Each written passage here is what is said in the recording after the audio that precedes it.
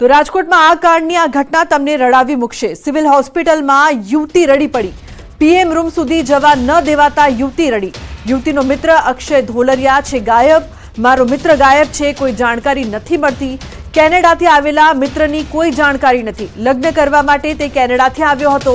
યુવકનો પરિવાર રહે છે વિદેશ, ત્યારે ડીએનએ ટેસ્ટ કરવામાં નથી આવ્યો। એના હાથનું બ્રેસલેટ જોવું તો સમજાઈ જશે તેવું આ યુવતી કહી રહી છે।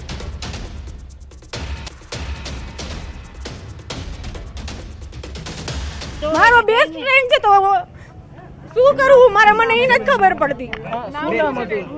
અક્ષય ઢોલરિયા મેઘાવાડર ઈ આ કેનેડા થી આવ્યો હતો મેરેજ કરવા માટે। અને ક્યારે આવ્યો હતા બેન? ઈ આવ્યો તો 5 તારીખે। તો હવે એમની શું હાલત છે? નથી આઈડિયા આવતો, જોવા દઈ તો આઈડિયા આવે ને। નામ એનું છે પણ એમને એમ કેમ માની લેવું ડીએનએ ટેસ્ટ વિના? બ્લડ નથી લીધું એમના કોઈ પરિવારજન અહીંયા છે જ નહીં એના ફેમિલી વાળા, એટલે તો હું જોવાય કોન્ટેક્ટ પણ નથી કરવામાં આવ્યો ડીએનએ માટે। નથી, એના ફેમિલી જ અહીંયા નથી, એના કઝિન્સ ને। અરે એને મને કીધું તું કે હું રમવા જવાનો છું, પણ કઈ જગ્યાએ મારે વાત નથી થઈ, કારણ કે હું બહાર હતી ને પ્રસંગમાં, એટલે મારે વાત નથી થઈ। છેલ્લે શું વાત થઈ હતી તમારે એમની સાથે? છેલ્લે એ જ વાત થઈ હતી કે રમવા જવાનો છે ને એને મને એવું કીધું હતું કે હું બિગ બાઇટમાં જવાનો છું। એટલે નામ આવી ગયું છે લિસ્ટમાં? નામ આવી ગયું છે, ફોટા આવી ગયા છે, પણ હું એમ કહું છું કે જ્યાં સુધી ટેસ્ટ ન થયો હોય કેવી રીતે ખબર પડી કે એની જ બોડી છે? શું માંગ છે તમારી હવે બેન? મને જોવું છે કે એને મને રિંગ ઉપરથી અને બ્રેસલેટ ઉપરથી મને આઈડિયા આવી જશે। મને જોવા જઈ તો મને આઈડિયા આવે ને।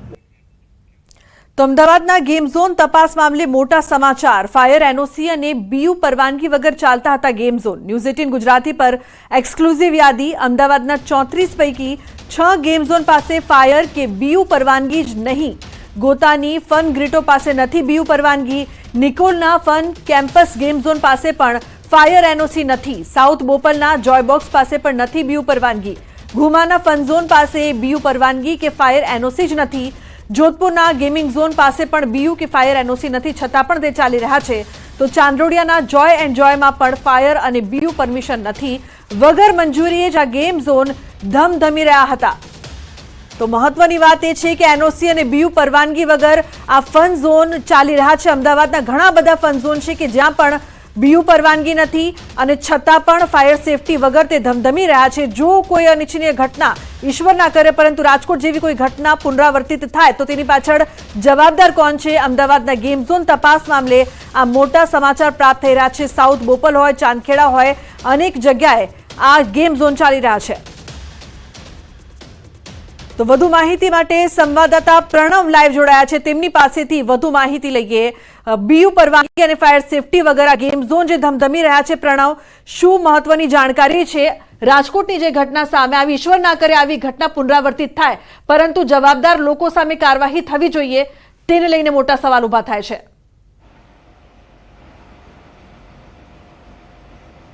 ચોક્કસ ન્યૂઝ પાસે એક્સક્લુઝિવ માહિતી આવી છે કે જે રીતે રાજકોટમાં અગ્નિકાંડ થયો ત્યારબાદ રાજ્ય સરકાર સફાળું જાગ્યું અને તમામ કોર્પોરેશનોમાં આદેશ આપ્યા કે આપે તપાસ કરવાની છે કે જે ગેમિંગ ઝોન ચાલી રહ્યા છે તેમાં ફાયર એનઓસી છે કે નથી, બીયુ પરવાનગી છે કે નહીં। પરંતુ તેને લઈને જ સૌથી મોટા સમાચાર ન્યૂઝ 18 પાસે અહીં આવી રહ્યા છે। જે રીતે મારા હાથમાં જે આપ કાગળ જોઈ રહ્યા છો તેમાં સ્પષ્ટપણે મહાનગરપાલિકાએ હાઈકોર્ટને એફિડેવિટમાં લખ્યું છે કે અમદાવાદ શહેરમાં 34 ગેમ ઝોન છે, તેમાંથી 6 ગેમ ઝોન એવા છે, જે ચોક્કસ 6 ગેમ ઝોન એવા છે કે જેની પાસે ફાયર એનઓસી પણ ન હતી અને બીયુ પરવાનગી પણ નથી, તેમ છતાં પણ એ ધમધમી રહ્યા હતા। આ સૌથી મોટો સવાલ થઈ રહ્યો છે, કેમ આ 6 ગેમ ઝોન છે વિધાઉટ પરવાનગી ચાલી રહ્યા હતા?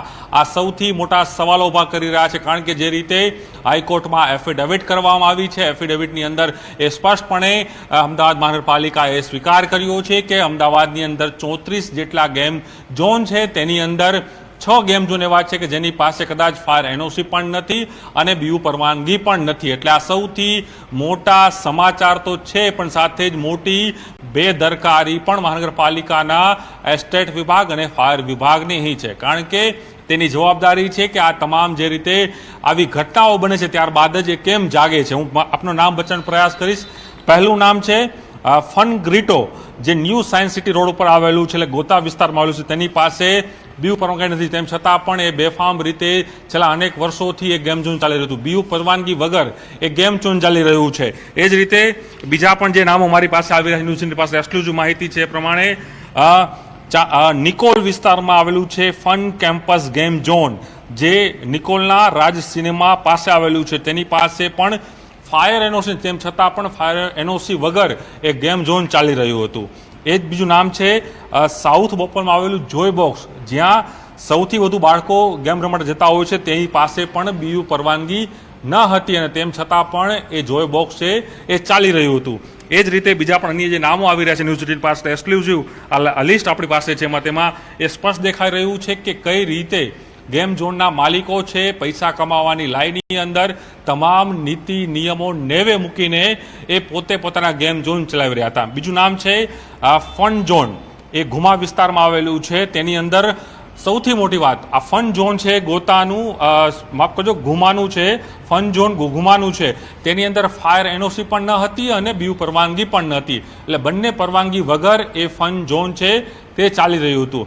એ જ રીતે જોધપુર આનંદનગર રોડ ઉપર આવેલું ગેમિંગ ઝોન, જે સીમા હોલ પાસે આવેલું છે, તેની અંદર પણ બંને વસ્તુઓ ન હતી, નથી ફાયર એનઓસી કે ન હતી બીયુ પરવાનગી, તેમ છતાં પણ એ બિંદાસ રીતે ચાલી રહ્યું હતું.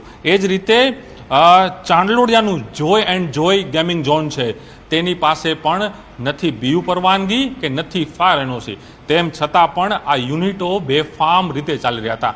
કોની રાહ હેઠળ આ ચાલી રહ્યા હતા, કોના દબાણ વચ્ચે ચાલી રહ્યા હતા, કયા અધિકારીઓ, પોલીસ વિભાગ, R&B વિભાગ કે મહાનગરપાલિકાનું? બિલકુલ આભાર સમગ્ર માહિતી બદલ. તો મોટી બેદરકારી છે અને કોની પરવાનગીથી આ ચાલી રહ્યા છે તે પણ મોટો સવાલ અહીં ઉપસ્થિત થઈ રહ્યો છે અમદાવાદના ગેમ ઝોન તપાસ મામલે.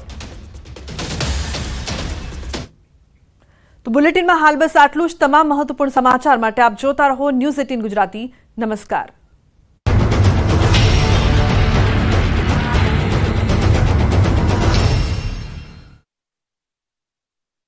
अपने आओ पंखा नकामा છે. એસએસજી હોસ્પિટલના પંખા હવા નથી આપતા, એટલે 45 ડિગ્રી ગરમીમાં અહીં સારવાર લેવા આવતા દર્દીઓ સાજા થવાના બદલે માંદા થાય છે. બીજી તરફ એસએસજી હોસ્પિટલના આરએમઓ લાજવાને બદલે ગાજે છે. હોસ્પિટલમાં દર્દીઓ માટે તમામ વ્યવસ્થાના દાવા કરે છે. તો સુરત મનપા સંચાલિત સ્મીમેર હોસ્પિટલમાં ગરમીથી તોબા પુકારી ઉઠેલા દર્દીઓએ ના છૂટકે ઘરેથી પંખા લાવવાની ફરજ પડી હતી. જો કે મીડિયાની ટીમ હોસ્પિટલ પહોંચતા સ્મીમેર હોસ્પિટલનું તંત્ર હરકતમાં આવી ગયું હતું. તંત્ર દ્વારા કુલર સહિત ટેબલ ફેનની વ્યવસ્થાઓ કરવામાં આવી. સ્મીમેર હોસ્પિટલના કર્મચારીઓ હાથમાં ટેબલ ફેન લઈ જતા અલગ વોર્ડમાં નજરે પડ્યા હતા. આણંદ જિલ્લામાં રાજકોટની ઘટના બાદ ફાયર વિભાગની ટીમે ચેકિંગ હાથ ધર્યું, જેમાં આણંદ સુજિત્રા રોડ પર આવેલ મારુતિ સોલારિસિસમાં આવેલ ગેમ ઝોન વગર મંજૂરીએ ચાલતો હોય તેને સીલ કરવામાં આવ્યો. આ તરફ વડોદરાનું તંત્ર પણ હરકતમાં આવ્યું. શહેરમાં કુલ 9 જેટલા ગેમ ઝોન બંધ કરાયા. ફન બ્લાસ્ટ, ઈવા મોલ, ઇન ઓર્બિટના સહિતના તમામ ગેમ ઝોન બંધ કરાવાયા. તો તંત્રએ ગ્રેટ ગોલ્ડન સર્કસ બંધ કરાવ્યું. સર્કસમાં ફાયર સેફટીના ઠેકાણા ન હતા, જેથી બંધ કરવામાં આવ્યું. રાજકોટની દુર્ઘટનાને લઈ જૂનાગઢમાં પણ ઉચ્ચ અધિકારીઓની બેઠક મળી. આજે મનપા કચેરીએ કમિશનરે તાકીદે બેઠક બોલાવી હતી, જેમાં પીજીવીસીએલ પોલીસના ઉચ્ચ અધિકારીઓ હાજર રહ્યા. તાત્કાલિક જૂનાગઢમાં પણ ચેકિંગ હાથ ધરાશે. અલગ અલગ ટીમો બનાવીને ગેમ ઝોન, રાઇડ્સ, મેળામાં અને મોલ સહિતના સ્થળોએ તપાસનો